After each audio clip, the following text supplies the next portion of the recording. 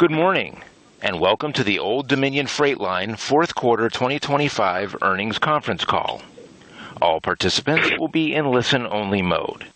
Should you need assistance, please signal a conference specialist by pressing the star key followed by 0. After today's presentation, there will be an opportunity to ask questions. To ask a question, you may press star, then 1 on your telephone keypad. To withdraw your question, please press star, then 2. Please note, this event is being recorded. I would now like to turn the conference over to Jack Atkins, Director, Investor Relations. Please go ahead. Thank you, Gary. Good morning, everyone, and welcome to the fourth quarter 2025 conference call for Old Dominion Freight Line. Today's call is being recorded and will be available for replay beginning today and through February 11th, 2026 by dialing 1-855-669-9658, access code 9011045. The replay of the webcast may also be accessed for 30 days at the company's website. This conference call may contain forward-looking statements within the meaning of the Private Securities Litigation Reform Act of 1995, including statements, among others, regarding Old Dominion's expected financial and operating performance. For this purpose, any statements made during this call that are not statements of historical fact may be deemed to be forward-looking statements. Without limiting the foregoing, the words believes, anticipates, plans, expects, and similar expressions are intended to identify forward-looking statements. You are hereby cautioned that these statements may be affected by the important factors, among others, set forth in Old Dominion's filings with the Securities and Exchange Commission and in this morning's news release. Consequently, actual operations and results may differ materially from the results discussed in the forward-looking statements. The company undertakes no obligation to publicly update any forward-looking statements, whether as a result of new information, future events, or otherwise. As a final note before we begin, we welcome your questions today, but ask that you limit yourself to just one question at a time before returning to the queue. At this time, for opening remarks, I'd like to turn the conference over to the company's President and Chief Executive Officer, Marty Freeman. Marty, please go ahead. Good morning and welcome to our fourth quarter conference call. With me on the call today is Adam Satterfield, our CFO, and after some brief remarks, we will be glad to take your questions. Old Dominion produced solid financial results during the fourth quarter that reflect our ongoing commitment to revenue quality and cost discipline. We once again delivered best-in-class service to our customers, and our yields continued to improve. Although our operating ratio increased to a 76.7 for the quarter, we believe our profitability metrics will continue to lead our industry, and they reflect our team's ability to operate efficiently despite the challenging environment. I want to thank our OD family of employees for their dedication to our customers and their unwavering commitment to executing our long-term strategic plan. Our team remains focused on controlling what we can control to ensure that we continue to deliver an unmatched value proposition for our customers. The foundation of this value proposition is our ability to deliver superior service at a fair price. Our customers know that they can expect the highest standard of service from Old Dominion every day, which positions them to drive value for their own customers. We are pleased to once again provide 99% on-time service in the fourth quarter and a cargo claims ratio of 0.1%. Our track record of consistently delivering superior service has helped us to win market share over the long term while also supporting our ongoing commitment to revenue quality. We maintain a disciplined approach to yield management that is designed to offset our cost inflation over the long term, while also allowing us to continue to make strategic investments in our capacity, our technology, and most importantly, our people. While these investments have increased our overhead costs in the short term, we believe they will support our ability to grow with customers in the years ahead. Our consistent investment in capital expenditures throughout this economic cycle has differentiated us from our competitors over time.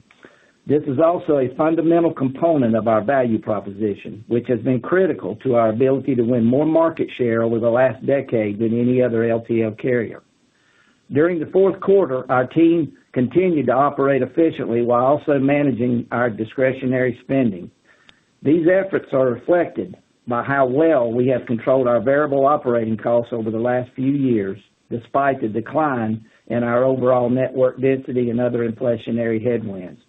To put this in context, in 2022, when we generated a company record operating ratio of 70.6, our direct operating expenses were approximately 53% of revenue. In 2025, our direct operating costs as a percent of revenue were also 53%, despite the loss of network density associated with the decrease in volumes.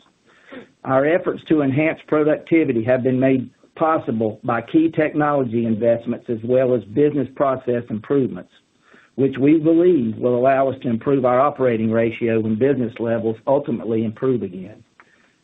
As we begin 2026, we are cautiously optimistic that we will see some recovery in demand within the industry. With the combination of our industry-leading service standards and more network capacity than we've ever had, we are better positioned than any other carrier to capitalize on improving economy. As a result, we are confident in our ability to win market share, generate profitable revenue growth, and increase shareholder value over the long term. Thank you very much for joining us this morning, and now Adam will discuss our fourth quarter in greater detail. Thank you, Marty, and good morning. Old Dominion's revenue totaled $1.31 billion for the fourth quarter of 2025, which was a 5.7% decrease from the prior year. Our revenue results reflect a 10.7% decrease in LTL tons per day that was partially offset by a 5.6% increase in our LTL revenue per hundredweight. Excluding fuel surcharges, our LTL revenue per hundredweight increased 4.9% compared to the fourth quarter of 2024. On a sequential basis, our revenue per day for the fourth quarter decreased 4.1% when compared to the third quarter of 2025, with LTL tons per day decreasing 4.8% and LTL shipments per day decreasing 6.5%. For comparison, the 10-year average sequential change for these metrics includes a decrease of 0.3% in revenue per day, a decrease of 1.3% in LTL tons per day, and a decrease of 3.1% in LTL shipments per day. The monthly sequential changes in LTL tons per day during the fourth quarter were as follows. October decreased 5.3% as compared to September. November increased 2.6% as compared to October, and December decreased 4.0% as compared to November. The 10-year average change for these respective months is a decrease of 3.0% in October, an increase of 2.7% in November, and a decrease of 6.8% in December. For January, our revenue per day decreased 6.8% when compared to January 2025 due to a 9.6% decrease in our LTL tons per day that was partially offset by an increase in our LTL revenue per hundredweight. LTL revenue per hundredweight, excluding fuel surcharges, increased 3.9% in January. Our operating ratio increased 80 basis points to 76.7% for the fourth quarter of 2025. While we continued to operate efficiently and diligently managed our discretionary spending during the quarter, the decrease in our revenue had a deleveraging effect on many of our operating expenses. Our overhead costs, which tend to be more fixed in nature, increased 140 basis points as a percent of revenue due to this effect. The increase in our overhead cost also includes a 70 basis point increase in depreciation as a percent of revenue, which reflects the continued execution of our long-term capital investment plan that Marty just discussed. Our direct operating cost as a percent of revenue improved by 60 basis points as compared to the fourth quarter of 2024. This was primarily due to the net impact of adjustments we record in the fourth quarter each year that are related to third-party actuarial reviews of our injury and accident claims. The results of this annual review impact both the salary, wages, and benefits and the insurance and claims line items on our income statement. We were otherwise able to effectively manage our direct variable costs to be consistent with the prior year. Old Dominion's cash flow from operations totaled $310.2 million for the fourth quarter and $1.4 billion for the year, respectively, while capital expenditures were $45.7 million and $415 million for the same periods. We utilized $124.9 million and $730.3 million of cash for our share repurchase program during the fourth quarter and the year, respectively, while our cash dividends totaled $58.4 million and $235.6 million for the same periods. We were pleased that our board of directors approved a quarterly cash dividend of 29 cents per share for the first quarter of 2026, which represents a 3.6% increase compared to the quarterly cash dividend paid in the first quarter of 2025. Our effective tax rate for the fourth quarter 2025 was 24.8% as compared to 21.5% in the fourth quarter 2024. We currently expect our effective tax rate to be 25.0% for the first quarter of 2026. This concludes our prepared remarks this morning. Operator will be happy to open the floor for questions at this time. We will now begin the question and answer session. To ask a question, you may press star, then one on your telephone keypad. If you are using a speakerphone, please pick up your handset before pressing the keys. To withdraw your question, please press star, then two. Again, please limit yourselves to one question. If you have additional questions, you may rejoin the queue. Our first question today is from Jordan Alliger with Goldman Sachs. Please go ahead. Yeah, hi. Morning. I was wondering, might as well ask that, can you provide some sort of thoughts and perspective on both, any indication on demand and what you're seeing and hearing from customers and thoughts around, possible better tone to volume as we move through the year? And then maybe it's all in conjunction with that, your thoughts on seasonality as we go from Q4 to Q1 from margins. Thanks. Yeah, I'll just start with the demand and let someone, I'm sure, will probably get at that OR question. But, I think we've seen some positive signs that we've been really pleased with really over the last couple of months that have been developing. And then the release this week of the ISM was certainly very positive to see and maybe as an indication of hopefully what things will be for the remainder of the year.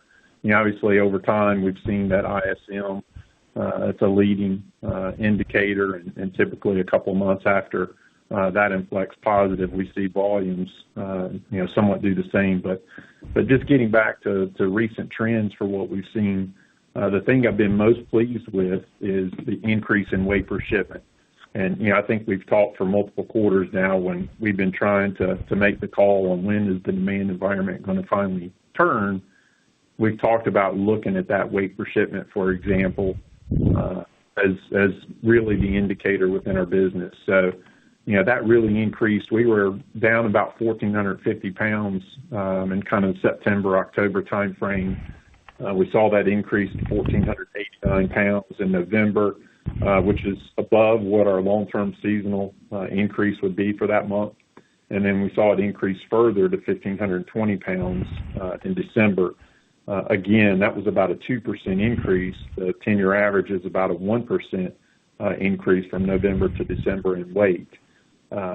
Saw it pretty much perform in January. We're right at 1,492 pounds, so a little bit of a decrease, but that was right in line with seasonality, and I think somewhat impacted by a little disruption we had to our operations the last week of the month. We'd actually been trending higher than that as we progressed through the month. So, really good to see.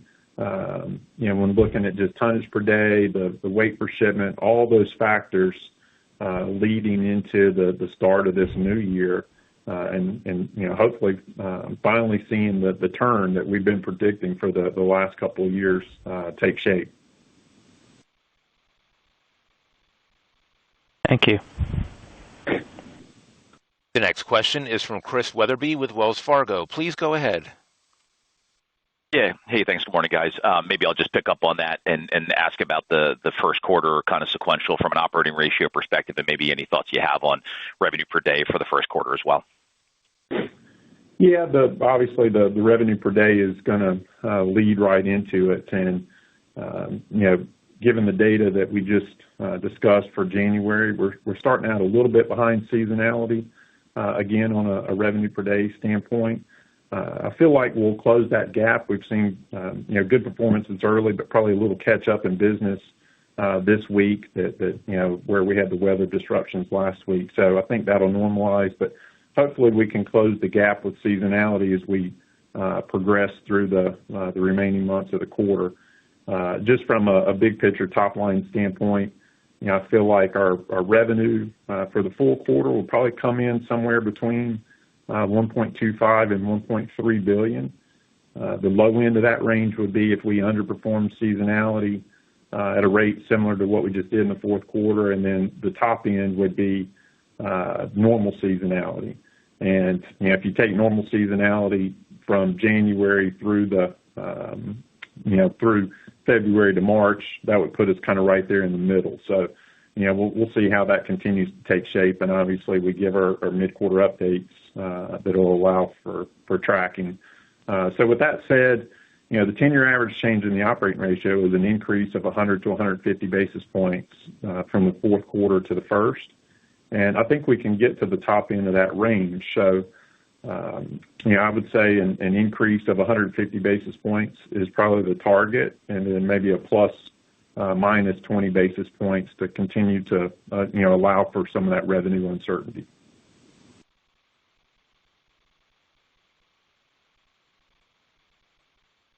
The next question is from Scott Group with Wolfe Research. Please go ahead. Hey, thanks. Morning. So, Adam, wanted to you talked about the weight per shipment improving. Do you have a sense of what's driving that? Are we starting to see some of the truckload stuff spill back? Is it just underlying industrial getting better? And then maybe just help us. I know that the yield trends decelerate a little bit into Q4 and maybe starting in Q1, but is that just the weight getting better, or is any thoughts on just how to think about yield trends as we're going from here? Thank you. Yeah, I think the weight is probably coming from all the above. Looking at our contract customers, weight's up a little bit. Our smaller mom and pop customers, which actually we saw a little bit more growth out of, or better performance, I shouldn't say growth, in the fourth quarter. Weight per shipment was up as well. And so, I think that exactly what you said, as the truckload market is changing, we've talked a lot about the spillover effect and how that's impacted volumes over the last couple of years. I think we're probably in the early innings of some of that starting to normalize. I don't know that we're completely there yet, but just given how there's some supply rationalization there, it certainly feels like that is beginning to happen.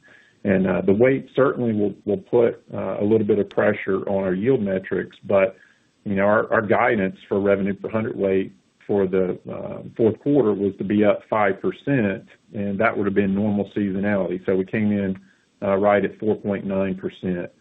Normal seasonality for the first quarter would be about 4.5% increase on a year-over-year basis. I feel like we've probably got at least a 50 basis point headwind, it looks like right now, with the change in weight per shipment. So that's actually a good thing. And January kind of came in right at about that 4% threshold. So that's about what I would expect, unless we see further increases in the weight that may put pressure on that revenue per hundredweight metric. But the reality is that's what we're hoping to see. We want to continue to see that weight per shipment going up, because the thing that's being missed when we talk about revenue per hundredweight is what's the revenue per shipment, and that will continue to go up as the weight increases, and that's going to be ultimately what we're looking at for success. How are we managing our revenue per shipment and our cost per shipment. And we've obviously the last couple of years the operating ratio has gone the other way because we've had more cost than revenue there on a per shipment basis. So as that weight continues to go up, that's going to help us continue to build density in our network. It's going to allow for us to have more true yield on a per shipment basis, and hopefully allow us to turn the corner and get right back to produce an improvement in our operating ratio and long-term profitable growth.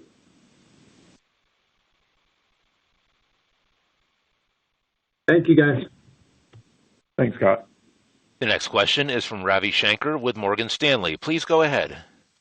Great morning, everyone. So maybe just a bit of a color question here. I think you and your peers have spoken of some level of share shift away from LTL to TL in the down cycle, and you've expected that to come back when the market tightens up. I mean, now that TL rates have been pretty tight for a couple of months, are you starting to see that come back, or what do you think is the cadence of that coming back through the cycle? Thank you.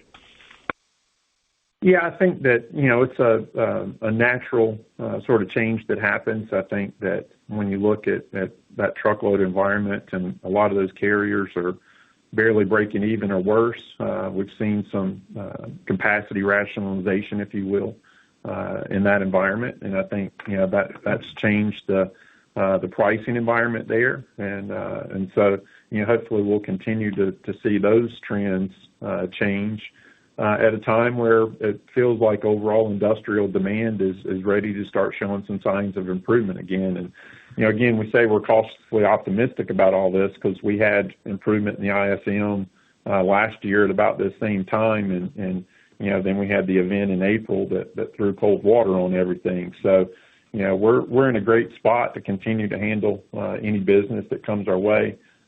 We've got more capacity than we've ever had in our network. We've got capacity with our equipment and capacity with our people. So we can respond to the inflection as it happens. And, I think that's what has differentiated us from our competitors in the past. The ability to be able to take on significant volume growth in the early innings of the cycle is when we've gained the most market share in the past. And that's certainly what we're going to look to as this cycle eventually inflects back to the positive. Understood. Thank you. The next question is from Ken Hoexter with Bank of America. Please go ahead. Hey, great. Good morning. Adam, maybe just to follow on that, or Marty, your thoughts on headcount down 6%, shipments down almost 10%. So we're seeing a bit of a decoupling. Is there more opportunity as you think about the cost cycle, or is that more being prepared, as you just mentioned, to capture that? And similar to CapEx, seems like you're aging the fleet a little bit as you reduced it from down to $415 million this year, down another to $265 million next year. So now is there a cost impact on maintenance and the like? So maybe just it's a cost issue, but maybe you're talking about being more prepared for the upside. Thanks. Yeah, we're definitely prepared for the upcycle. The average age of our fleet actually improved this past year. It's now down to an average of 3.9 years for our tractor fleet.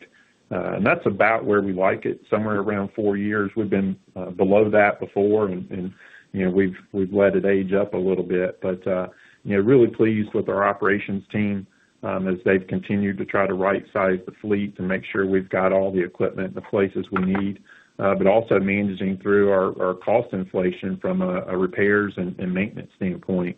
When we went through, go back to 2022, 2023, we had cost per mile inflation that was more in the 10 to 20% type of range for each of those years. And we've been sort of flattish, just some mild increases, if you will, over the last couple of years. And, I think that's a reflection of the management team's efforts in that area and continuing to right size. But, from an employee count standpoint, I think we continue to manage through and at the local level, our service center managers are making sure they've got the right amount of people and have got the ability to flex hours up to meet the increased demand from our customers. So, we're in great shape there. We'd anticipated that we would see a little attrition through the fourth quarter. That's about what we saw happen. And so the overall headcount drifted down a little bit throughout the fourth quarter, as we somewhat expected. So, I think that'll likely be stabilized here. And when you look over the long term, the change in headcount and the change in shipments really kind of match with one another. But what we'd expect to see is when we get into the early phase of this recovery, the number of hours worked by employee will increase on a per employee basis. We'll be able to step those hours up to meet the increased volume needs as they come. And so you should eventually see the volume growth that's leading any growth in headcount before those two numbers kind of converge again. Thanks, Adam. The next question is from Reed Seay with Stephens. Please go ahead. Hey, guys. Thanks for taking my question. In the release, you pointed to a pretty low CapEx number relative to what you expected last year coming into 2025 and kind of what you've done historically. Can you talk about maybe what's driving that lower CapEx expense this year and those expectations behind that guidance? Yeah, it's just a function really of what the volume environment has been for the last couple 3 years, and we've continued to run our CapEx plan, and that too is something that I think has differentiated us over time from our industry. In fact, we've spent about $2 billion in capital expenditures over the last 3 years. And the volume environment obviously has not been robust, but I think we're in a really good spot when you sort of go down the elements of spend.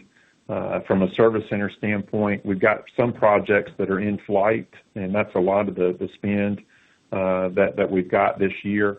But we've got a little over 35% capacity in our service center network. We're handling a little over 40,000 shipments per day right now, and our network is built to handle more like 55,000 or even more. We've done more in certain months back in 21 and 22. So, we've got a lot of flex there to be able to grow.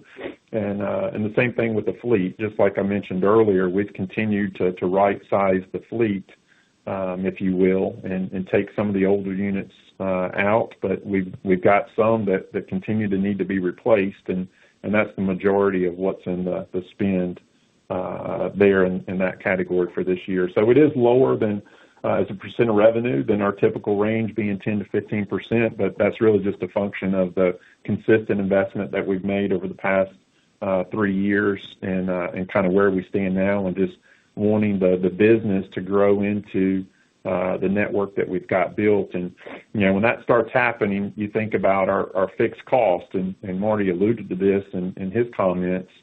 Our overhead cost, if you go back to that 2022 period, they're up 450, 500 basis points, and that's really the difference in that record operating ratio then versus what we just completed in 2025. But once we start getting leverage on all these assets that we've put in place, that overhead cost as a percent of revenue can swing back very, very quickly.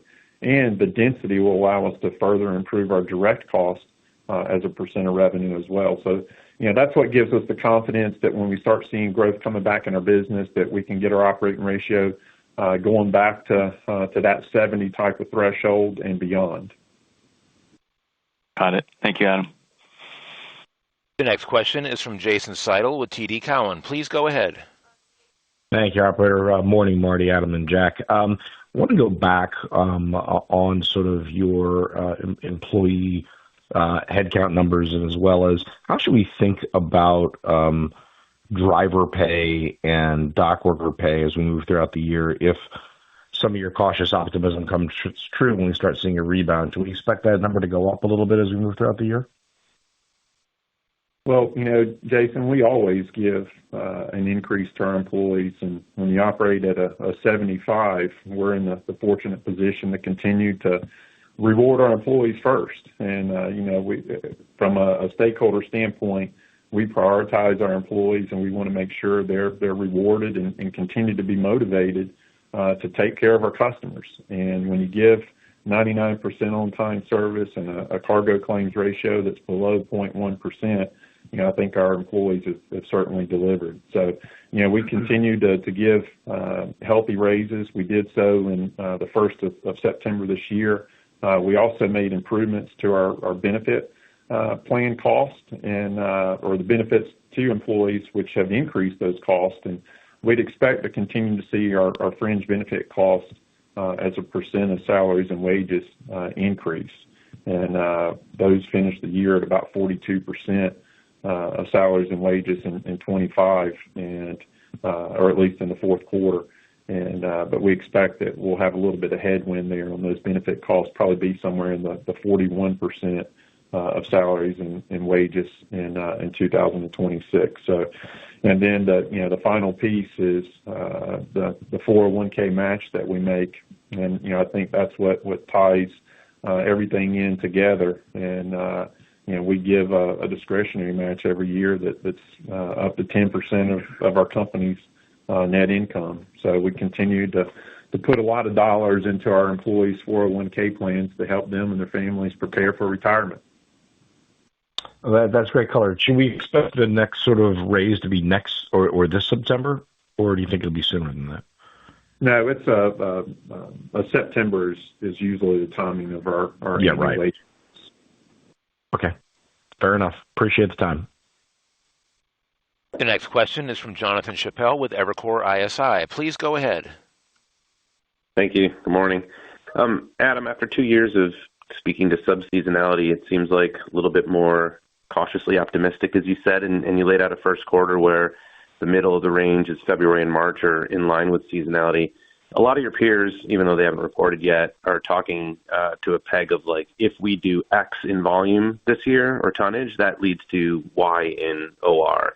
If you took that February, March midpoint of 1Q and rolled seasonality going forward, where would that put your tonnage on a year-over-year basis? And by association, where would that put your OR improvement for this year? Yeah, I think we normally just take it one quarter at a time. And, obviously there's a lot of ifs and buts that have got to play out and could play out in that scenario. But, what they say, ifs and buts and beer and nuts, you have a hell of a party. And so I'll let all you guys, sort of go through all those gymnastics. But, if just looking at more in the short run, because I don't want to undersell what the long term could be. We've produced some serious improvement in our operating ratio once we get into those stronger demand environments. When we actually see the script flipped, still remains to be seen. But the second quarter, we've kind of laid the framework out for the first quarter, and the second quarter. Typically, you see revenue grow sequentially about 7%, and the average operating ratio improvement is sequentially 300 to 350 basis points. So, that would, if we see all of that, if we see the spring surge that typically would happen and lead to that 7% type of sequential increase, then that would put the operating ratio pretty close to being flat on a year-over-year basis in the second quarter. And then we would just have to sort of take it from there. But I still think, we don't want anyone to really get out over their skis necessarily at this point from an expectation standpoint. It remains to be seen if this really is going to lead into that spring surge that we would typically see. We certainly feel like the stars are coming into alignment, but we felt that way before, and in particular about February and March of last year. So that's why we continue to say we're cautiously optimistic about how things might develop for this year. But I think that's why you're seeing some of the pullback in capital expenditures and doing other things that we feel like we needed to do to continue to manage our costs. And we've controlled our variable cost, and I couldn't be more pleased than I am with our operations team. And if you think about the loss of network density, if you go back over the past couple of years, we've added about 6 service centers, and there's a lot of cost that comes with that, just overhead cost and network, line haul costs, pickup delivery with the loss of density. So to be able to manage those costs says a lot to our team.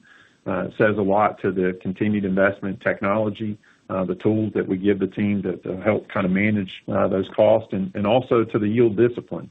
If you weren't disciplined with the yields throughout, we wouldn't have been able to keep those costs consistent as well. So, a lot goes into it, and it's a total team effort from sales, operations, pricing, cost, and you name it.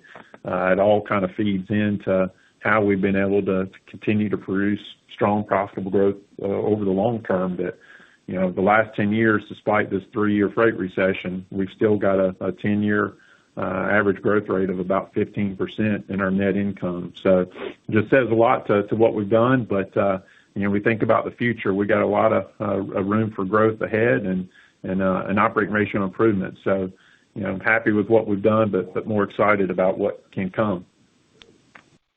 Great. Thanks, Adam. The next question is from Eric Morgan with Barclays. Please go ahead. Hey, good morning. Thanks for taking my question. I wanted to just follow up on the pricing discussion. Sounds like weight per shipment's having a mixed effect in the first quarter. Just curious how we should think about what the cadence might look like, looking a little bit further out, especially if you do kind of hold that 1,500-pound level. I think that'd be a larger increase in 2Q and 3Q from last year. So just curious, how we should think about that impact, as well as maybe length of haul a little bit lower here. Should we just kind of naturally see that yield number trend a little bit lower from mix? Thanks. Yeah, I think so. I mean, just looking at what normal seasonality would be, we'd be in kind of that 4 to 4.5% type of range. And again, if we have even more of an increase in weight, it could be lower. When you look back at some of our stronger years from an overall revenue standpoint, volume environment, those types of things, we've had revenue per hundredweight growth that's been more in the 3% range. And that was my point earlier with the comment that, sometimes I think, we get so down in the weeds and thinking about revenue per hundredweight, kind of miss the big picture of what's really the revenue trends doing and what's our revenue per shipment versus cost per shipment. So, I'd love to see our weight per shipment go back up to 1,600 pounds, which is where we've been in stronger demand environments. And that might put pressure on that revenue per hundredweight. That's going to do wonderful things for the overall top line revenue, as well as what we would be able to do from an operating ratio standpoint. So, we'll continue to kind of manage through that, but certainly would hope we see that weight per shipment. And if we're talking about some revenue per hundredweight that might be a little bit lower than what was reported the last couple of years, that's probably a good thing in the sense of what's really going on with the demand environment. It's certainly no change with what our yield management philosophy is, or how disciplined we continue to be as we manage cost and manage yields. Thanks. The next question is from Risha Harnain with Deutsche Bank. Please go ahead. Hey, thanks, guys. So, Adam, you mentioned that last week you saw some disruption. Maybe just clarify what went into that. Was it just weather, and did that weigh on your cost? Should we expect higher costs this quarter too in light of that weather? Is that embedded in your 150 basis points change in OR target? Also, another clarification, curious if the government shutdown had any impact on 4Q or potential impact this quarter from that on you or the industry this quarter. And then, so that's a clarification. And then I guess just my real question beyond those clarifications is incremental margins. You said, you have more excess capacity than you've ever had in your network. I know you said you're quite excited about what's to come.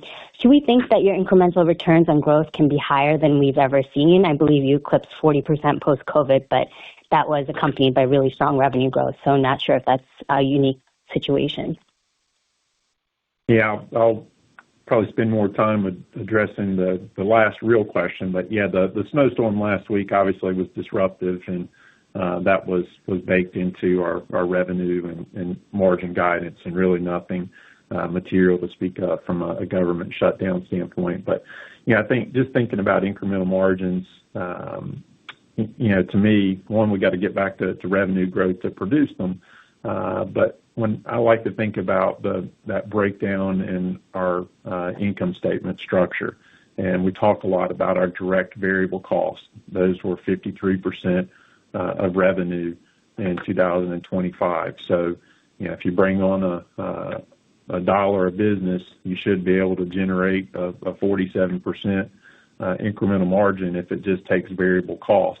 From that standpoint, and just get complete leverage on all your overhead.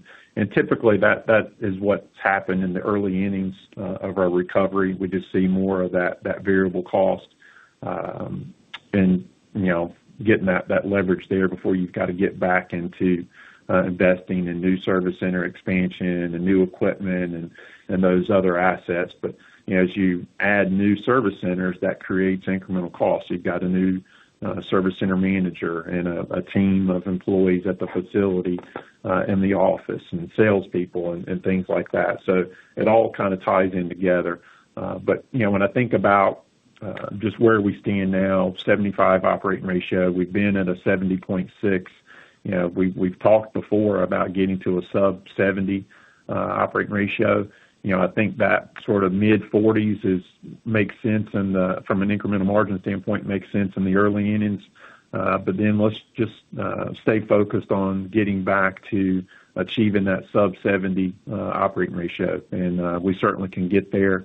I referenced this earlier, but when you look back at some of our really strong years with revenue growth, we've had operating ratio improvement in the 300 or more basis point range in any given year. So, that's what we'll be focused on. That'll help drive that 75 back to the 70. And, when we get to 70, when we beat that goal, that's when we'll establish the next one and probably give, new incremental margin, longer term type of goals that we're looking at as well. I like it. Thank you.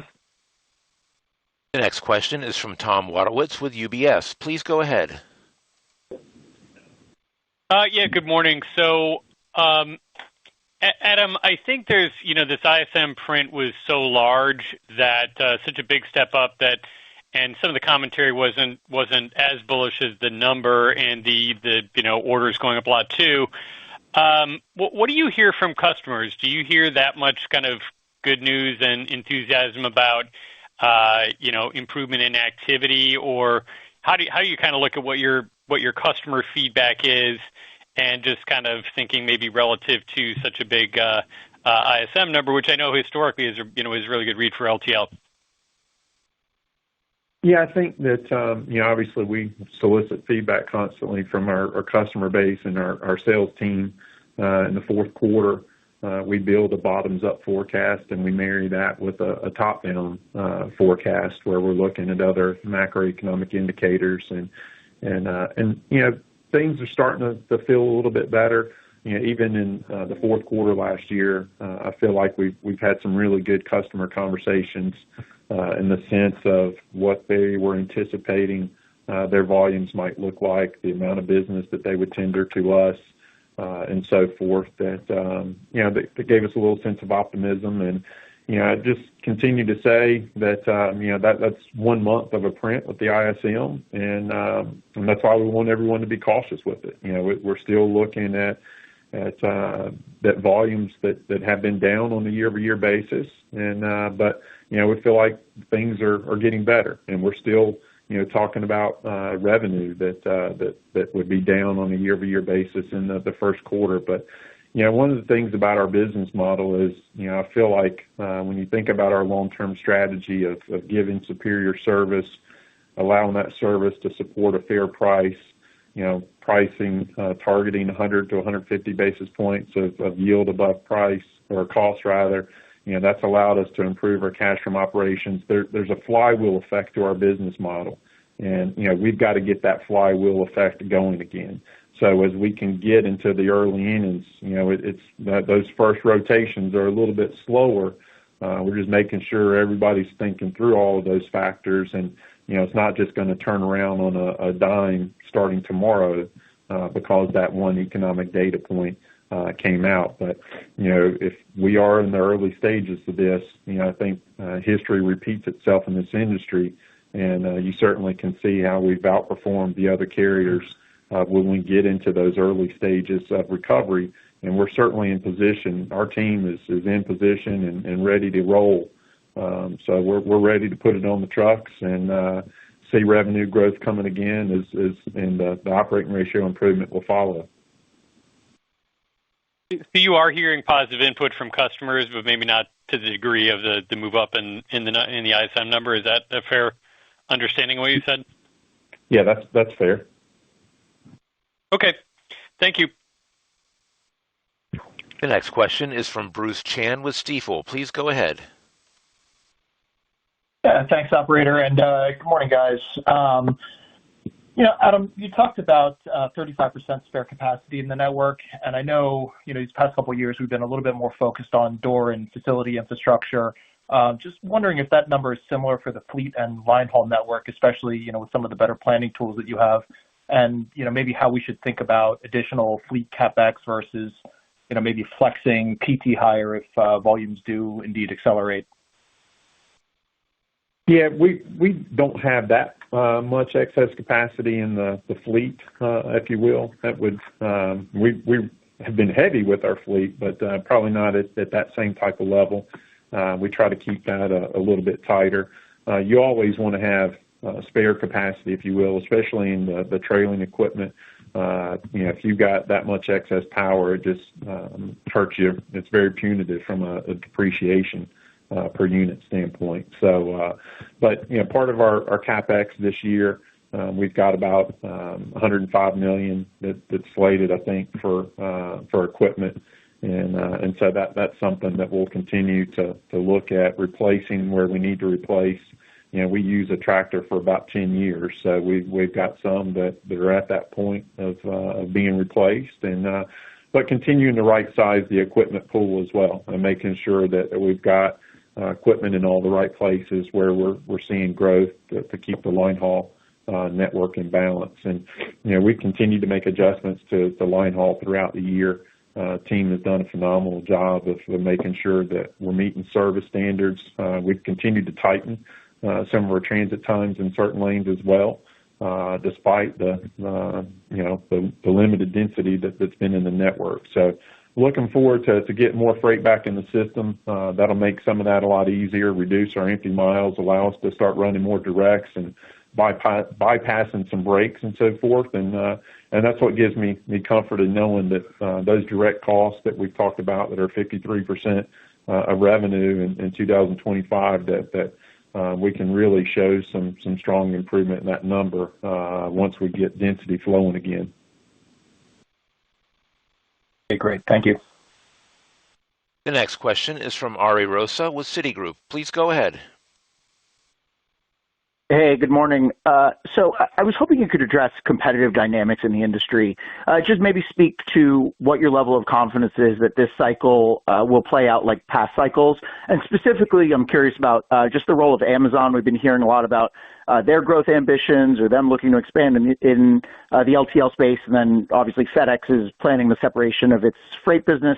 Just talk about how you feel you're positioned. I know obviously the service continues to be exceptional at OD, but just talk about how you think the cycle could play out this time around. Thanks.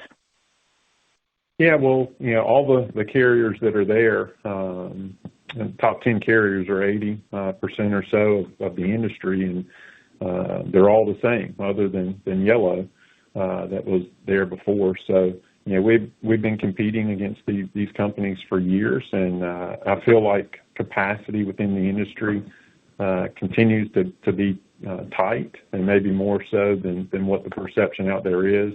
When you look at the total number of service centers back in 2022 versus what was reported at the end of 2024, we've seen about a 6% decrease in the number of service centers in the industry. And when you look at shipments per day per service center, those two metrics at the end of 22 versus the end of 24 are about the same. So you take an environment that was tight back then, and when you look at growth numbers for other carriers, despite how strong the volume environment was in 21 and 22, at least for the public carriers, I think the growth in tonnage in 21 was about 4%, when we grew 16%. So, most of the carriers run their networks a little closer to full utilization, and I think that's a structural difference that we have. We own the majority of our service centers and about 95% of our doors overall, and so we're comfortable with continuing to invest through the cycle and having more of that latent capacity out there to grow into, and that asset ownership gives us that ability to do so. So that's why we're confident that when we see the demand environment growing again, that I think we'll be able to significantly outgrow the industry. And when we do so, we'll see stronger returns coming in.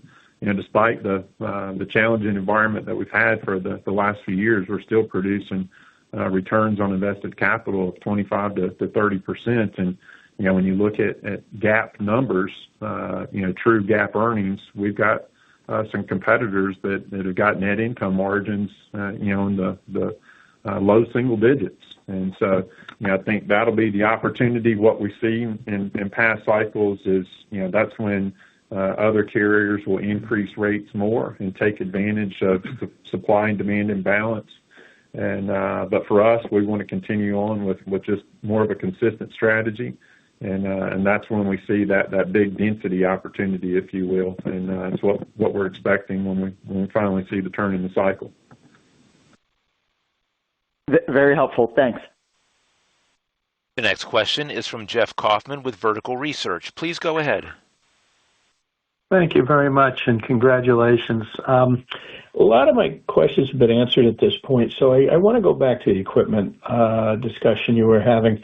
Some of the truckers I've been talking to said, listen, we're having trouble quoting our Freightliners or our internationals because of the Section 232 tariffs, and people aren't certain what the rebates are going to be.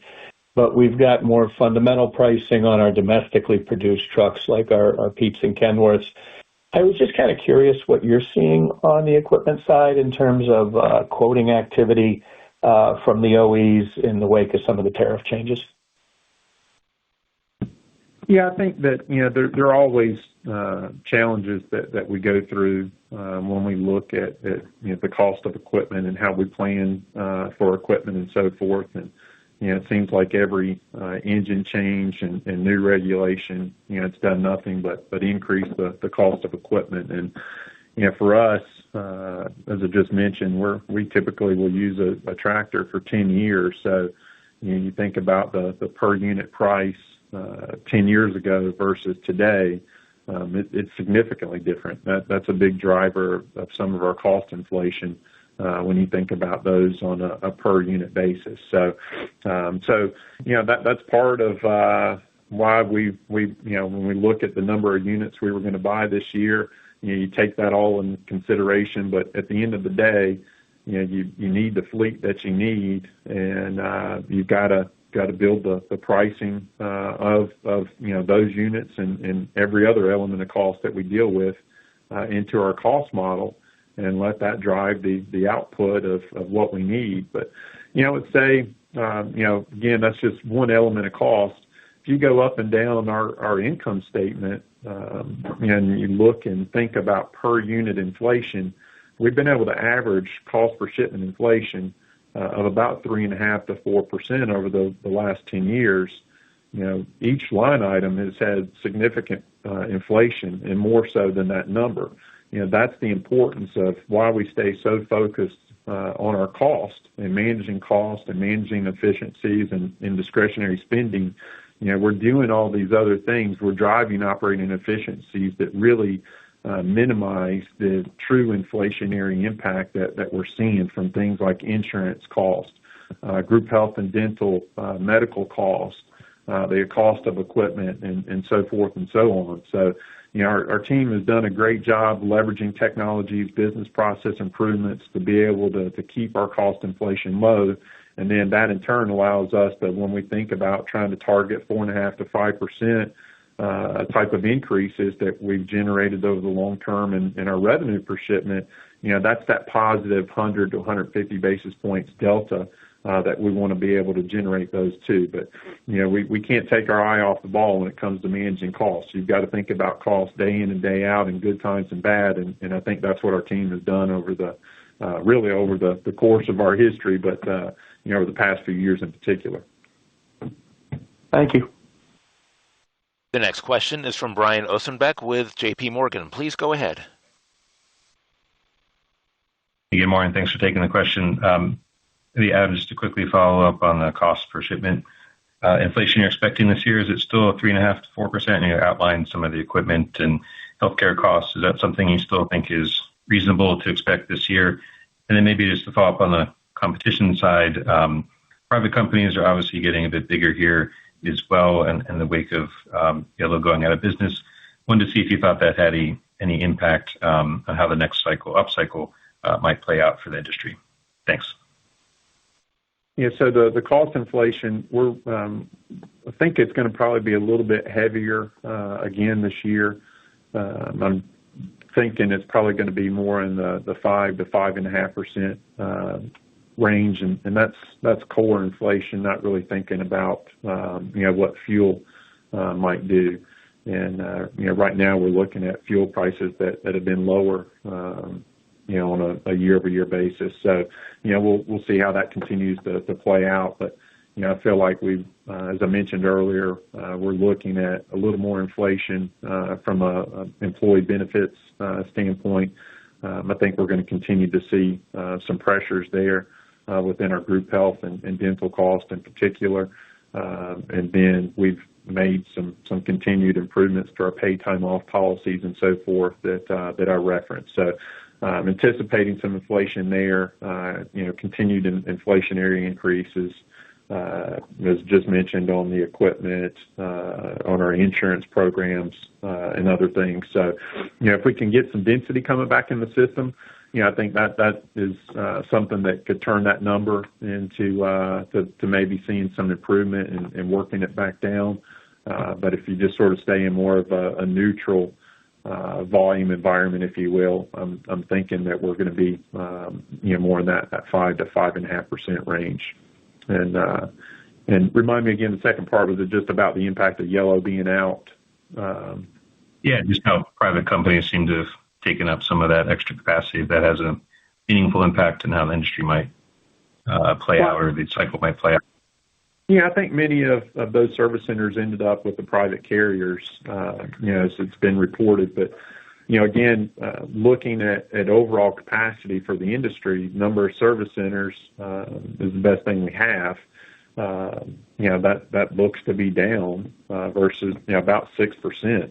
And there may be some service centers that were swapped, adding a few more doors, but I think that's a good proxy for capacity that's been removed from the market. So, again, if you had a capacity constrained industry back in 21 and 22, the number of shipments per day per service center are the same in 2024 with where we were back in that capacity constrained environment. I think we're going to see capacity constraints when we start coming back into a stronger demand environment. And that's what gives us the confidence that we'll be able to win market share and outperform the other carriers from a volume standpoint in the early stages of that recovery. All right. Thanks very much, Adam. The next question is from Stephanie Moore with Jefferies. Please go ahead. Great. Good morning. Thank you. I wanted to maybe circle back to a prior question that was asked, where you kind of talked through a bottoms-up analysis of talking with customers and maybe some of the slightly more optimistic conversations you're hearing from them. Is there any way you can parse out the end markets, or if there's any concentration of end markets where you're hearing some of that optimism from customers, whether it's within industrial, is it, large infrastructure, kind of data center plays, is it within consumer? Any additional insight would be really appreciated. Thank you. Well, 55 to 60% of our revenue is industrial related, and I think that's it's similar for the industry. It's why ISM is so highly correlated with industry volume. So, kind of hearing it across the board. I think that seeing some improvement there. We've had feedback that inventories have generally been lower, so we're thinking that we're going to see some inventory replenishment. But I think it's sort of different factors for different customers. And our business is so diversified. We move everything, including the kitchen sink. So you've got, if housing starts improving, you'll see things like faucets and so forth that will have increased demand there. And obviously, all of the products that go into someone moving into a new home. But I think that'll be important to see some continued improvement there. If we continue to see on the industrial side, at the end of the day, what drives it all is a healthy consumer. And so, consumer confidence and consumer strength and buying patterns will drive whether or not we see, sustained improvement in the demand and volume environment. And, so hopefully when people start seeing if tax returns look better and they've got more discretionary income to go spend, and then inventory does need to be replenished, those will all be good things that will create freight that'll find its way on our trucks, and we're looking forward to it. Thank you so much. The next question is from Christopher Kuhn with Benchmark. Please go ahead. Hey, good morning. Thanks for taking the question at the end of the call. I really appreciate the time you guys given today. It's you guys don't talk about it as much, but are there any AI initiatives that you are kind of undertaking in the next 2026 and beyond that we should be focused on? Yeah, I would put it in the broader context of technology investments. And obviously, AI is kind of the buzzword of the moment, and we've got some investment there that's going into some of the tools. But I think from a bigger picture standpoint, you think about Old Dominion. I think the investment that we've made in technology, it goes back decades, and we've got OD technology is one of our branded products, and so. We've been at the forefront of tech investment, I think, for years and years, and that'll be no different going forward. But there's got to be investment that's going to end up with a return. We don't want to just say we're investing in machine learning and AI just to be able to say it. Where's the proof in the pudding? And I think when you look at our cost performance in 2025, that's kind of the proof.